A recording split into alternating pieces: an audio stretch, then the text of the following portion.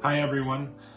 I want to share with you the title of a book, one of the most beautiful, harrowing, yet profound books I've ever read. I just finished it a few days ago, called Hidden Valley Road by Robert Kolker. Spent many weeks on the bestsellers list, selected by Oprah, so you know you have to read it if it's Oprah selected it.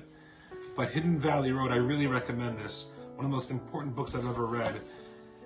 Talks about a mid-century American family, the Galvin family of Colorado, who had 12 children, unusual in that time. They were an Irish Catholic family.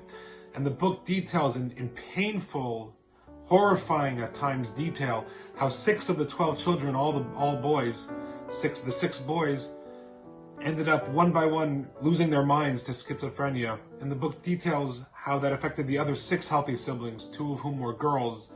And the story really takes a focus on the second to youngest daughter and how she deals with it throughout her life.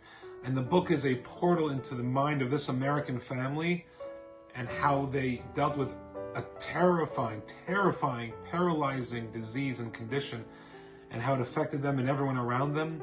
At the same time, the book is a fascinating history and education of the disease schizophrenia and how far we've come in the treatment and diagnosis of it and how far we have not come. I really recommend it. The author writes with incredible skill, incredible precision, but most of all, incredible empathy.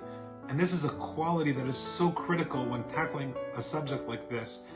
And I was thinking that when you're dealing with any thorny subject, replete with so much emotion, if you don't have empathy available, then it's best not to give your opinion or not to engage in a conversation about it with anyone. And that includes, of course, dealing with our current hot topic for already a year now. If you're not able to have empathy for the other side of the argument, even if you may viciously disagree, which is perfectly okay, that is Judaism. There is allowed to be 2 opinions, 2 sides of the argument. That is the term machloket. Machloket is usually translated as dispute, but really it comes from the word chelik, which means a share. There's a pie. You have a piece of the pie and you have a piece of the pie. There's a company. You have a share of the company and you have a share of the company. Both make the whole experience part of the quintessential Jewish experience, like I started mentioning last week. This is part of the quintessential Jewish experience. To have machloket, healthy, vigorous debate is warranted, is accepted, and is even encouraged, not at the expense of not lacking empathy for the other side and understanding.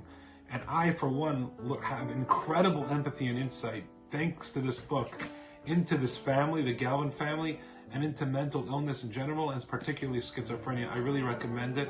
And I recommend that everyone find something to build empathy in their hearts so that you can have healthy, vigorous debates and experiences with your friends, families, and neighbors.